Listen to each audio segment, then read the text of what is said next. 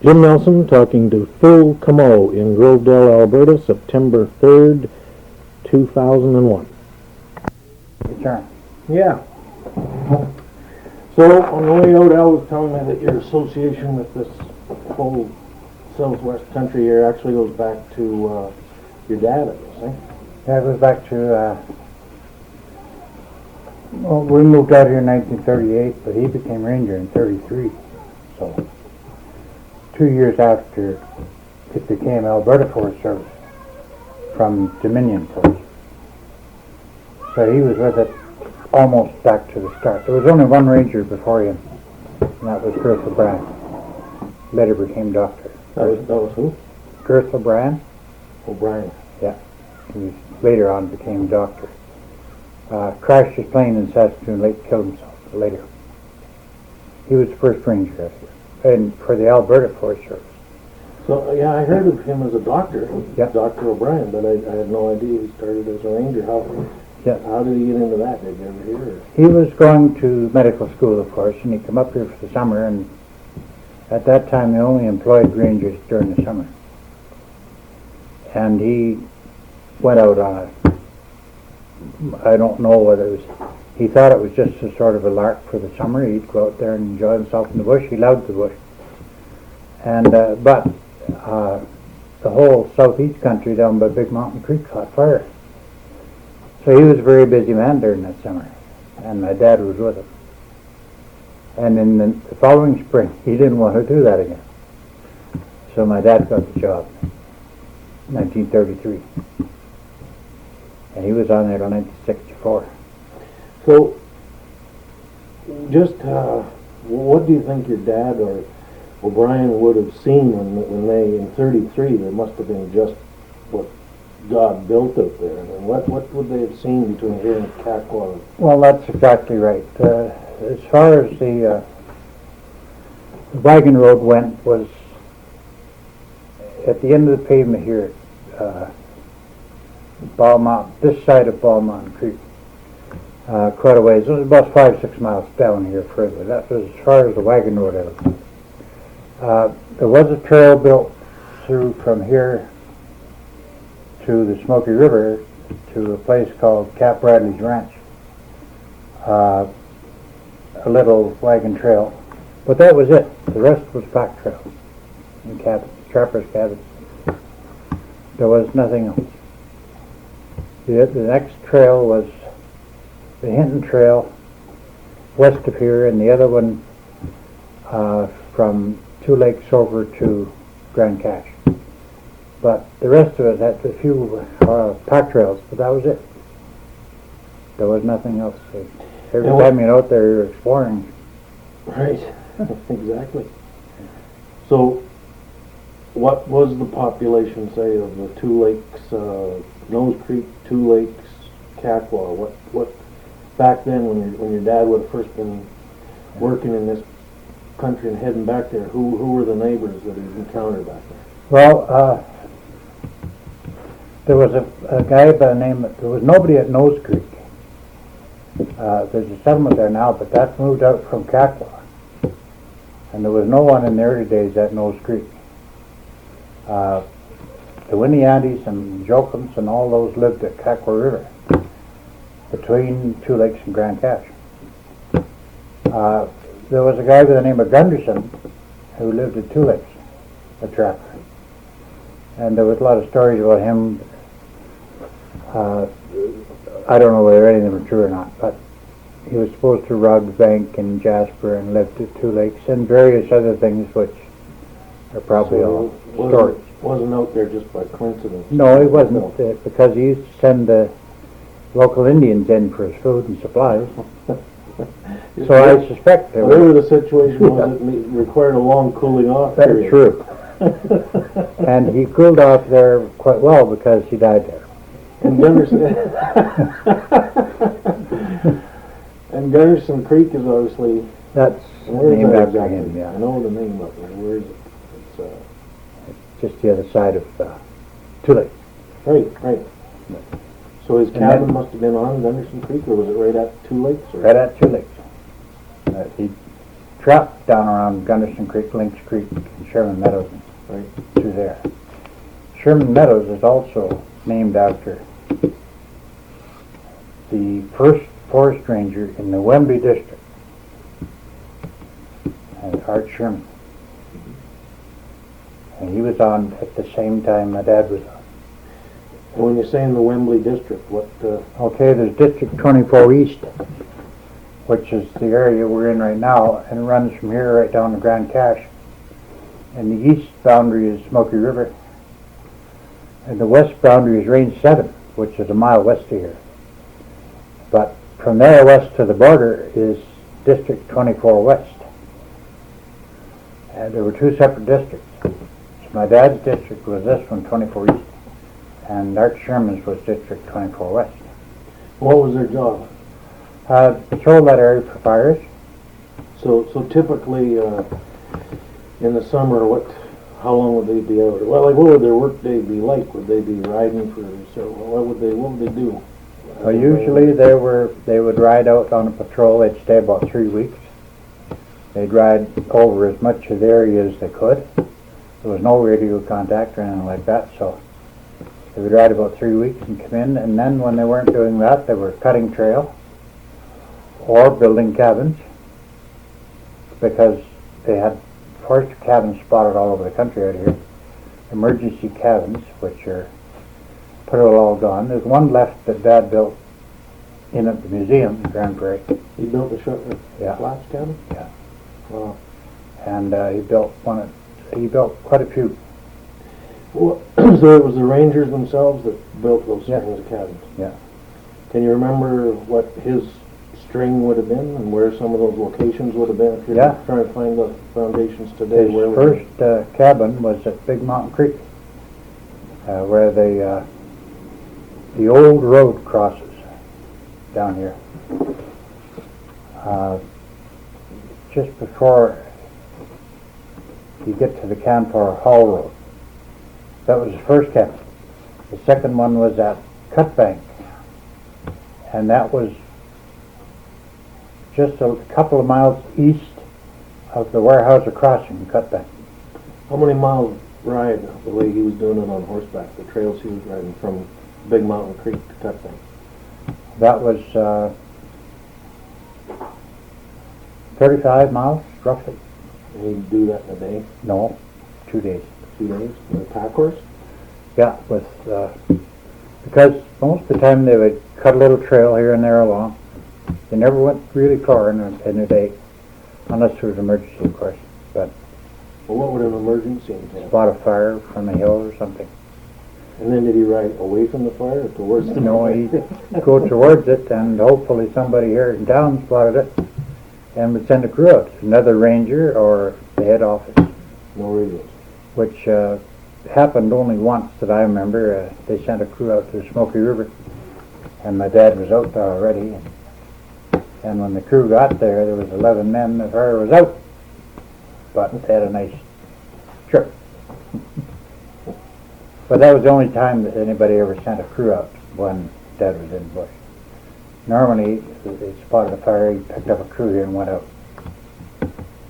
And Of course, back then, the fires would have been almost exclusively lightning strikes, I imagine. yeah, and the odd time a trapper would. I recall one, and when I was just young, I was out with my dad. I think I was only 14. And the trapper had left a fire going in the wintertime in a squirrel's nest, and it broke out in the summer. We saw the smoke, we could smell it first, and then we got up on a little hill, looked down, we saw it in the valley, and we went down there and put it out. But that was rare, when you catch them like that. Usually in those days, such as the Big Mountain Creek fire, the Big Mountain Timber fire, which is the old original site of the Hale Chase, Ross, and Grand Prairie Lumber Company sawmills. It just burned itself out. They had a crew out there doing a little trenching and stuff, but they didn't do any good. You know, somebody with a cup full of water would have done just as much good. They tried to contain it as much as they could, and it burned itself up. And that was the only option they had. There was no such thing as pumps or water bombers or anything like that. They had a water bag that they would carried about 3 gallons of water. And you can imagine how much could Have have the canvas bag on the pack. Yeah. Board. Yeah. And all it really did was get the guy that was carrying it soaking wet. But other than that, it didn't do much good. That's probably appreciated. Too. Yeah, you know. So what was their season? What was their work season? They went in April 1st and come out at the end of October. That was their season then, up until 1939. Then they went on full time at $110 a month. Good pay then. Mm-hmm. Yeah. But then when they got full time, in the wintertime, they looked after. Of course, their job originally was game warden, fire ranger, which looking after fires, looking after the trappers, bounty, all that stuff. And then later, when the trap line registrations came in the early, 45, 46, then they had all that to look after too. So they were a little bit of everything.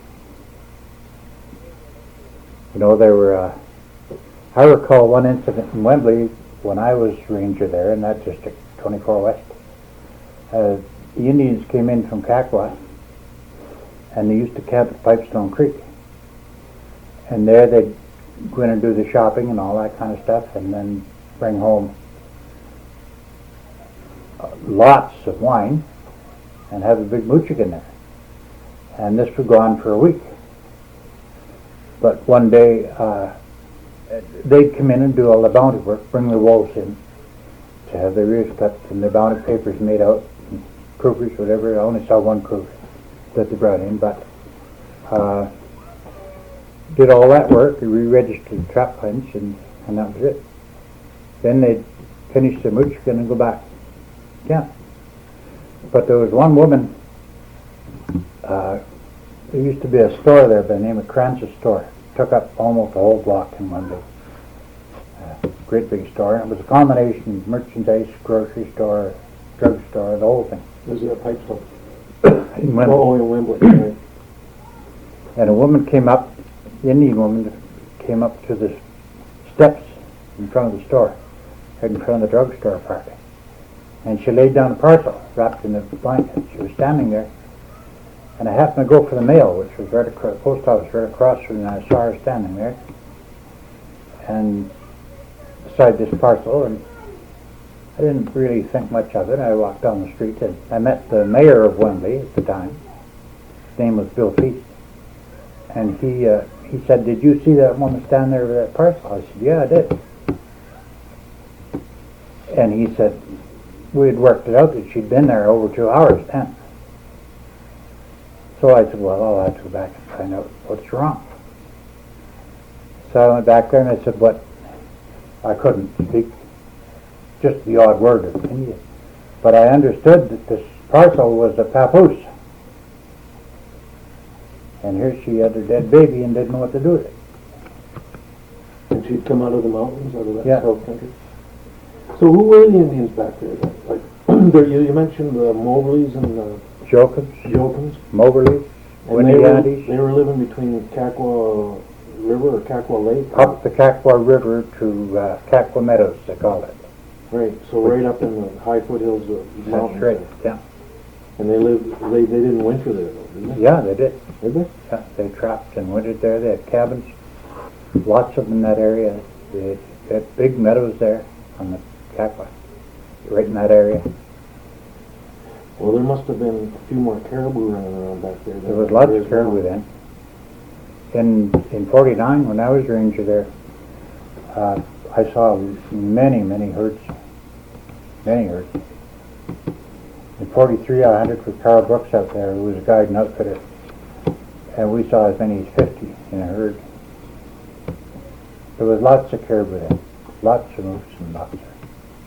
It'd be the mountain caribou, I guess they'd calve out in the alpine and then they'd come back down, some said as far as Grove there, herd up in the fall. Yeah, they were seen in those days as close in as Bull Mountain Creek here. Right down here. Yeah. So, a neighbor shot 2 of them there. Didn't even know what they were. They needed the meat.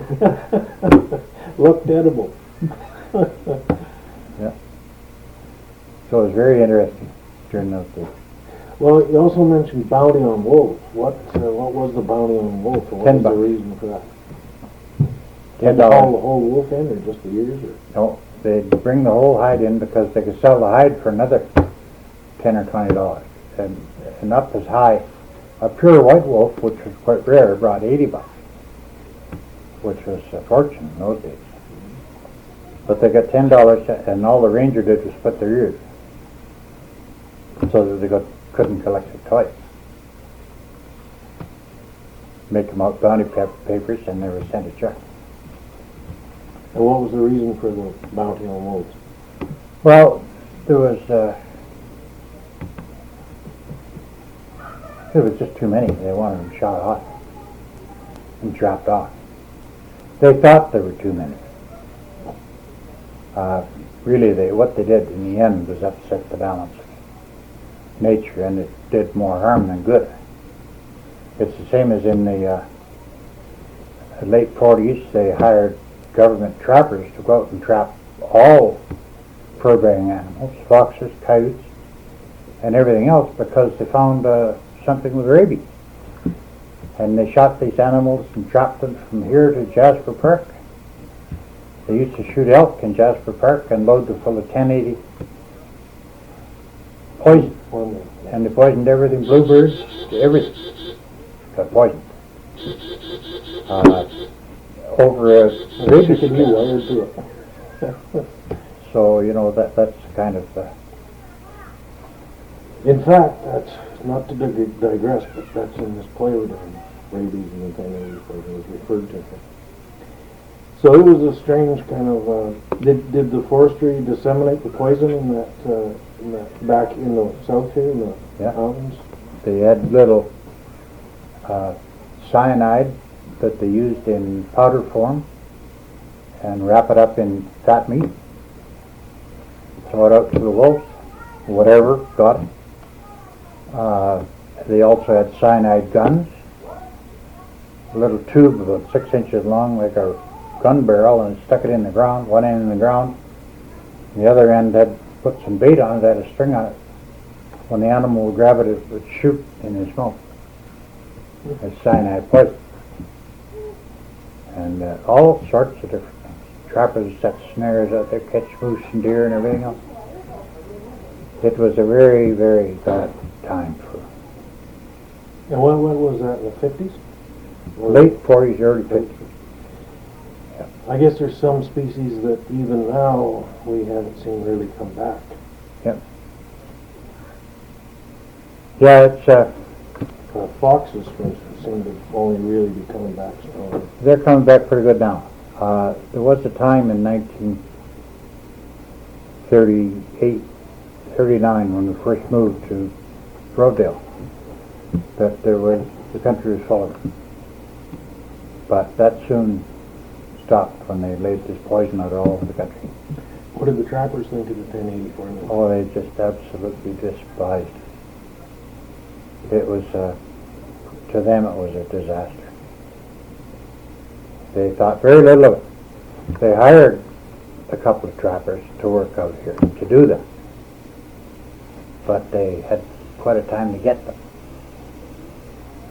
It had to be a special kind of person to do that kind of work.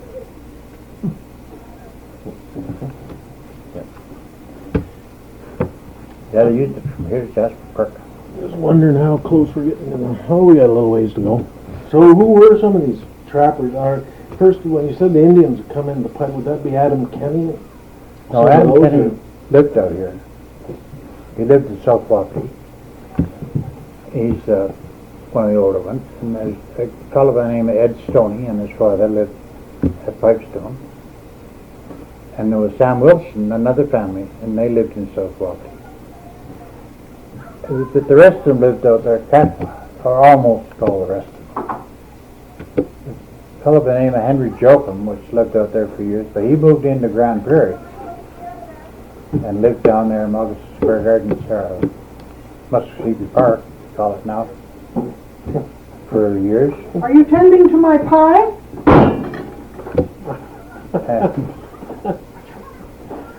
But, yeah, they, Hi! It's okay, we'll just flip, it's just about at the end of it. Hi!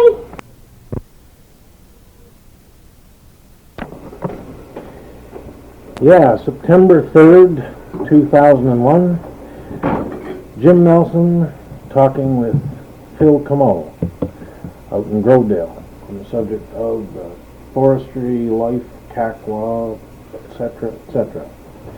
That's a tail ID, starts first of this side, side A.